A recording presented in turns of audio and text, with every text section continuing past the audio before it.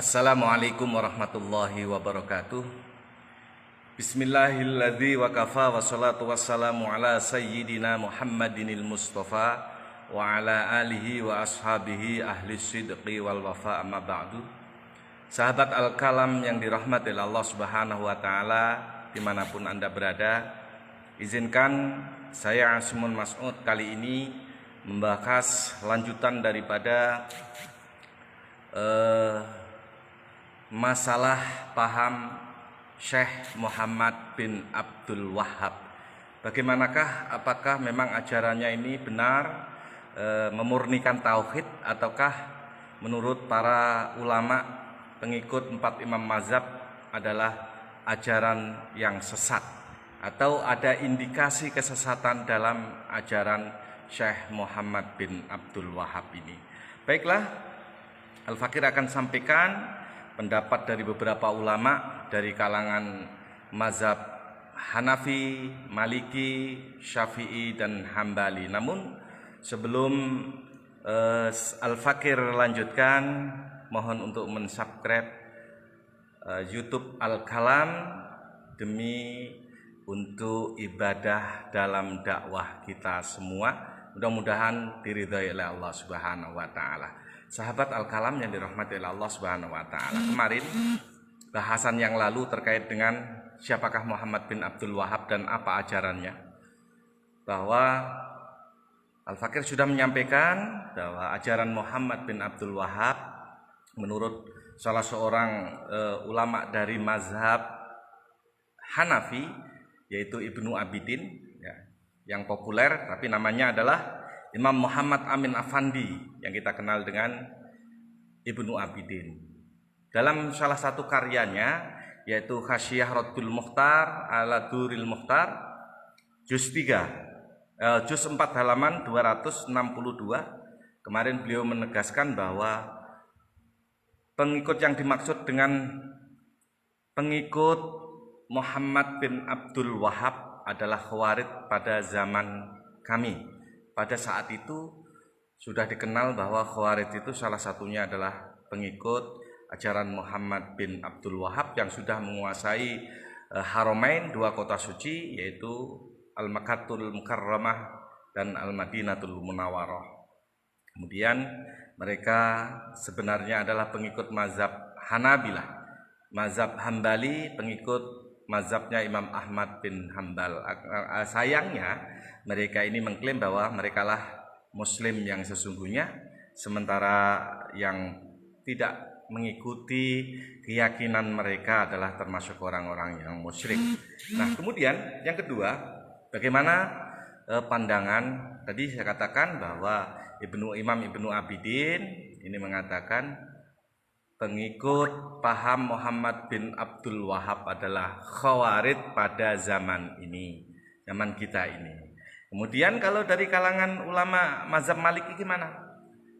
Nah, dari kalangan ulama yang mengikuti mazhabnya Imam Malik bin Anas, salah satunya adalah Imam Ahmad bin Muhammad As-Shawi Al-Maliki, yang dalam karya fenomenalnya yaitu Khasyiyah Asy-Syawi ala Tafsir Jalalain, yaitu tafsir Jalalain, di mana tafsir Jalalain kita kenal bermazhab Imam Jalaluddin As-Suyuti dan Jalaluddin Al-Mahalli ini, beliau berdua adalah bermazhab Syafi'i, Imam Syafi'i. Namun Imam Ahmad bin Muhammad As-Shawi ini yang bermazhab Maliki menafsirkan tafsir Jalalain ini. Nah, yang ditafsirkan yang kaitannya dengan kaum yang keluar dari Najd atau kita kenal dengan Hijaz, Arab Saudi, yaitu terkait dengan firman Allah surat Al-Mujadalah ayat 19, di mana Allah Subhanahu wa taala berfirman, istahwaza alaihimus syaitanu fa'angsahum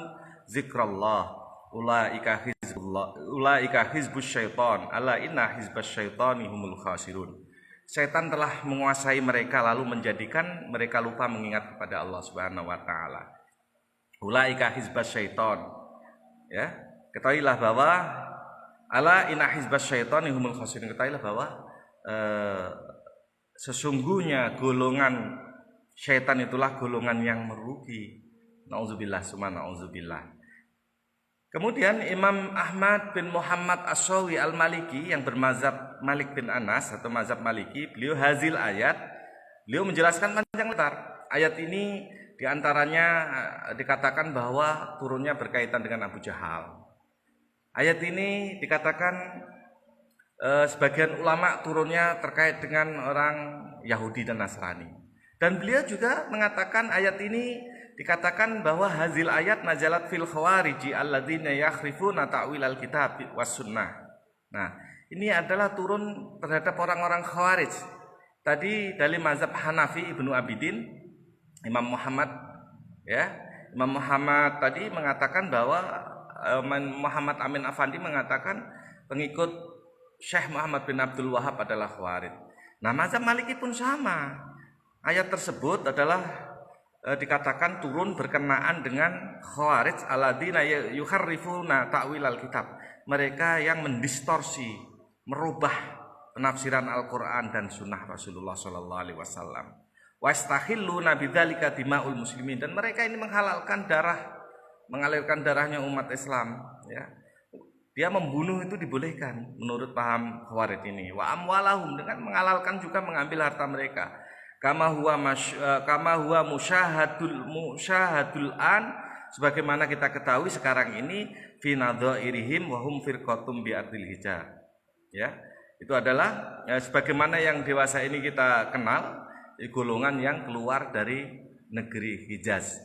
Kita tahu Hijaz itu adanya di mana? Bukan di Indonesia, tapi di Arab Saudi. Yuqalu lahum al-wahabiyah. Ya, khawarij ini yang muncul dari negeri Hijaz, Arab Saudi ini, nah dikatakan disebut mereka itu sebagai kaum Wahabiyah. Wahbiyah sama Wahabiyah itu lain. Nanti bahasannya berikutnya, nanti kita bahas siapa Wahabiyah dan siapa Wahbiyah. Nah, kemudian yaksabuna annahum ala syai'.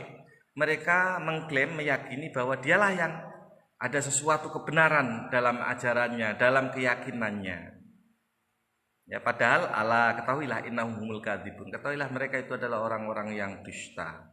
Nauzubillah summa nauzubillah. Ternyata kaum yang keluar dari Hijaz yang dipelopori oleh Syekh Muhammad bin Abdul Wahab yang kita kenal dengan ajaran memurnikan tauhid kepada Allah Subhanahu wa taala, ini ternyata kaum Wahabiyah namanya. Bagaimana dari kalangan ulama pengikut mazhabnya Imam Syafi'i? Nah, diantaranya adalah Imam Sayyid Ahmad bin Zaini Dahlan. Dalam ini beliau adalah Al-Makki yang lahir di Makkah, ulama dari kalangan dari Makkah, guru pengarang kitab I'anatul Talibin.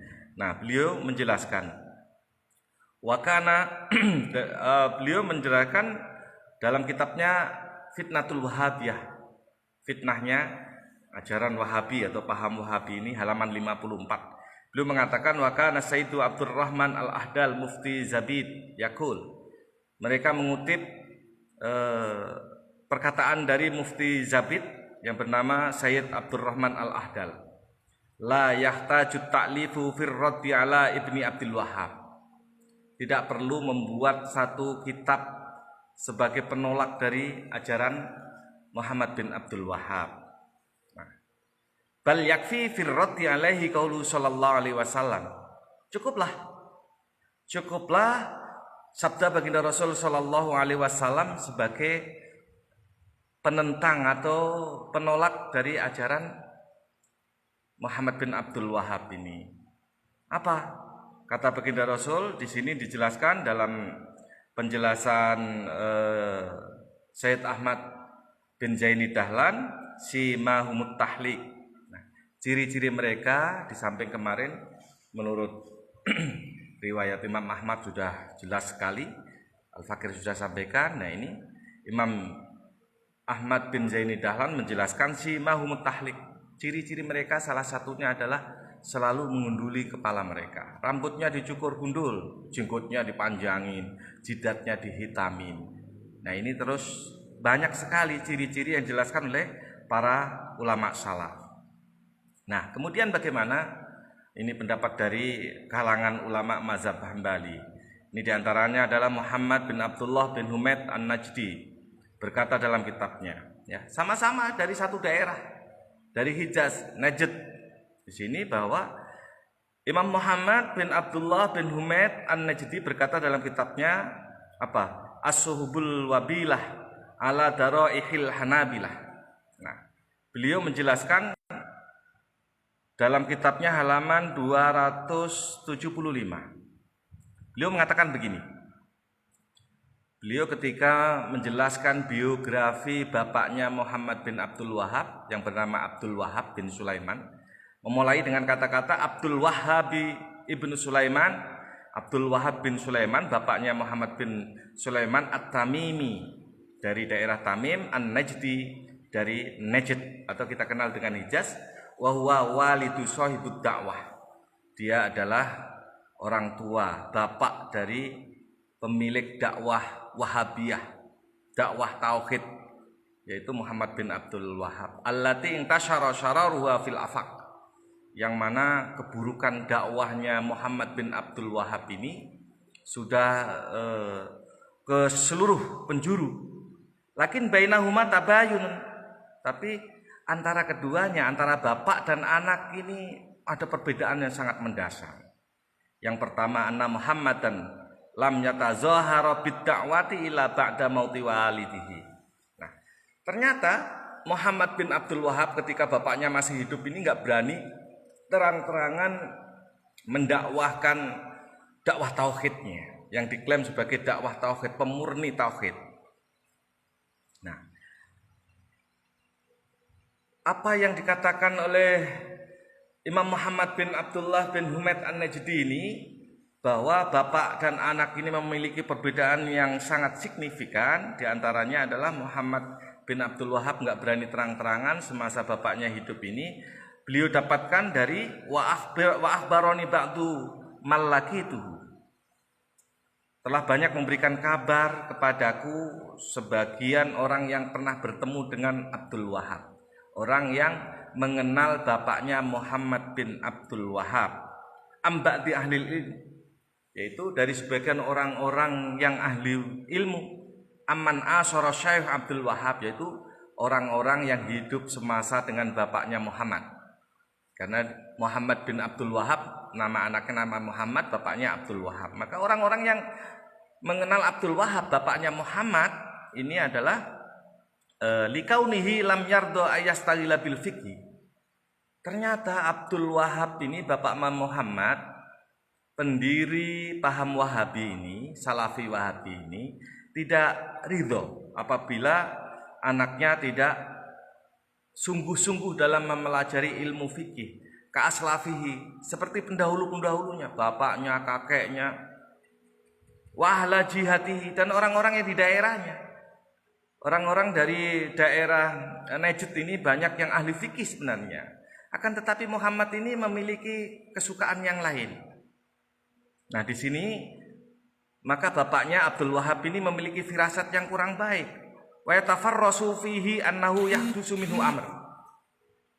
Beliau Abdul Wahab, bapaknya Muhammad ini, pendiri paham Wahabi ini, berfirasat anaknya ini yang bernama Muhammad nanti akan membuat hal-hal baru di kemudian hari. Fakana yaqulun nas.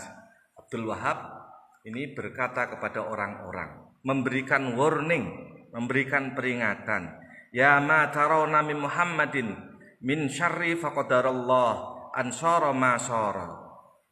Maka hai orang-orang yang nanti melihat keburukan Muhammad, maksudnya hai orang-orang yang nanti akan melihat, mengetahui keburukan Muhammad anakku ini, akan ajaran-ajarannya, faqadarallah, maka itu adalah takdir Allah.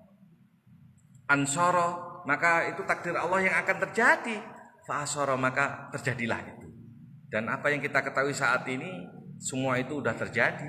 Ternyata pemecah belah umat Islam salah satunya adalah yang dikatakan para ulama pengikut Muhammad bin Abdul Wahab sebagai Khawarij, dan ulama yang lain mengatakan sebagai Khawarij ini yang disebut zaman sekarang itu sebagai paham Wahabiyah.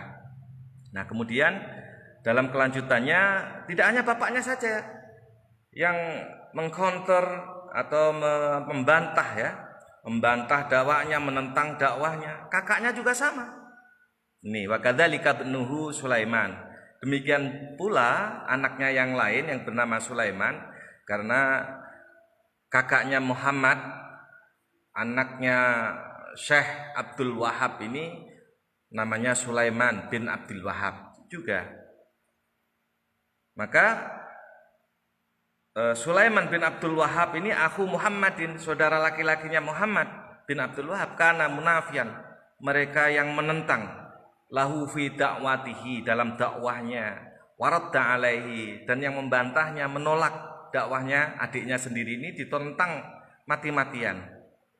Ya, raddan jayyidan, tentunya dengan bantahan yang baik, tidak bantah kemudian marah-marah, mencela, menjelekkan dan lain sebagainya. Dibantah dengan nas-nas Al-Quran dan bil ayati wal asar, dengan ayat Al-Quran, hadis Nabi dan asar-asar para sahabat.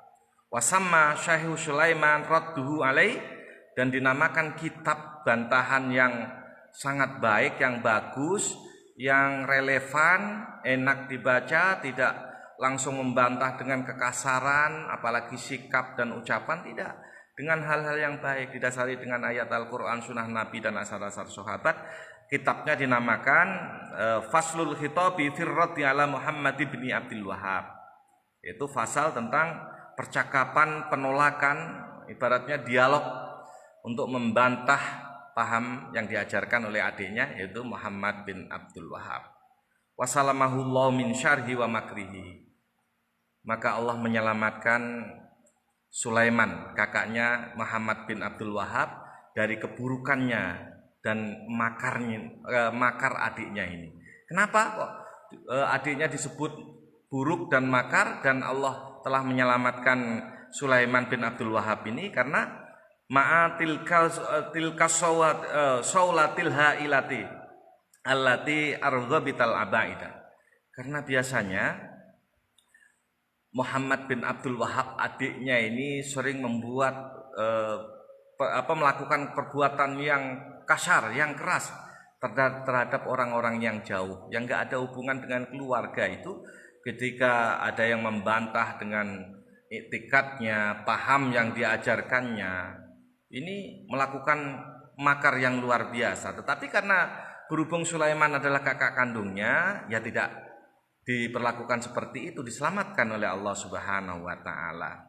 Fa innahu kana idza bayanahu ahadun waradda alaihi falam yaqdiru ala qatlihi mujaharatun yursilu ilahi. Nah, ketika orang-orang yang membantah paham atau ajaran paham yang diajarkan oleh Muhammad bin Abdul Wahab ini, tidak segan-segan Muhammad bin Abdul Wahab ini berusaha untuk membunuh orang tersebut. Nah, bagaimana ketika Muhammad bin Abdul Wahab ini nggak mampu membunuh secara terang-terangan, nggak bisa ketemu orangnya, kemudian dia ngutus orang lain untuk menculik. Naudzubillah, sumanu naudzubillah. Yursilu ilahi mayyataluhu fi firasyi au fi syauq. Dia mengutus orang untuk mencuri di saat orang yang membantah dakwahnya tadi saat tidur maupun saat dia berada di pasar. Lailan, itu semua dilakukan pada malam hari, melakukan penculikan bagi siapa saja yang menolak paham Muhammad bin Abdul Wahab ini. Ini yang dijelaskan oleh Imam Muhammad bin Abdullah bin Humaid An-Najdi, orang yang hidup sekampungnya ini. Kemudian lagi dijelaskan di sini liqaulihi litakfiri man khalafahum istighlalu qatlihi. Nah, ini kenapa kok bisa melakukan nyuruh orang untuk membunuh dan lain sebagainya ini? Karena ucapan Muhammad bin Abdul Wahab ini, bahwa orang yang tidak mengikuti iktikadnya, ajaran paham yang disebarluaskan dari Najd ini, maka dia termasuk orang kafir. Dan Muhammad bin Abdul Wahab ini menghalalkan membunuh orang kafir atau membunuh orang yang mengikuti yang tidak mengikuti paham yang diajarkan olehnya. Nauzubillah summa naudzubillah. Sahabat Al-Kalam yang dirahmati oleh Allah Subhanahu wa taala. Bisa kita bayangkan bagaimana kalau paham Wahabi ini merasuki hati sanubari seseorang, di mana ilmu dan agama syariat yang baginda Rasul dan para sahabat ajarkan ini berrahmah dengan kasih sayang, bukan dengan kekerasan, bukan membenci, bukan mencaci, bukan menyalahkan, bukan apalagi mengkafirkan, mengatakan memusyrikkan dan bahkan membunuh, mengambil hartanya. Naudzubillah. Itu bukan ajaran dari Allah dan Rasulnya. Maka inilah diantara pandangan dari para ulama pengikut 4 imam mazhab terkait dengan ajaran Muhammad bin Abdul Wahab yang dianggap sesat karena keyakinan-keyakinannya yang menyalahi sunatullah wa sunnatu rasuli. Mudah-mudahan ini bisa memberikan tambahan wawasan buat kita semua. Tidak ada yang salah bagi seluruh umat Islam manakala berhujah, berbuat didasari dengan ilmu yang benar, bukan dengan didasari kebencian. Bahkan kata baginda Rasul waktu Sayyidina Ali dan lain sebagainya, para sahabat yang lain, ketika membunuh dengan kemarahan itu tidak baik. Membunuh bukan karena kemarahan, ya. Karena kalau membunuh dengan nafsu, ya tentunya bukan berarti ketika membunuh orang kafir tidak boleh, akan tetapi ketika pada waktu perang harus didasari dengan membunuh karena tidak suka karena Allah, dan suka pun karena Allah, bukan karena nafsu. Bagaimana jika paham ditanamkan untuk membenci orang lain, terlebih sesama umat Islam dibolehkan, dihalalkan membunuh, mengalirkan darahnya, membunuh, bahkan mengambil harta bendanya. Tentu ini akan membahayakan Islam itu sendiri. Bukankah Islam adalah sebaik-baik agama? Lantas di mana kebaikan Islam? Bila mana dalam kita mengajarkan syariat agama, kemudian menghalalkan pembunuhan terhadap sesama umat Islam. Mudah-mudahan Allah jauhkan kita semua dari paham Wahabiyah, dari paham yang diajarkan oleh Syekh Muhammad bin Abdul Wahab At-Tamimi An-Najdi ini. Demikian benarang datangnya dari Allah, mudah-mudahan bermanfaat. Kesalahan dari saya pribadi, mohon dibukakan pintu maaf yang seluas-luasnya. Al-Fakir akhiri, hadanallahu wa iyyakum ajma'in, wallahul muwafiq ila aqwamit thoriq, wal afu minkum, wassalamualaikum warahmatullahi wabarakatuh.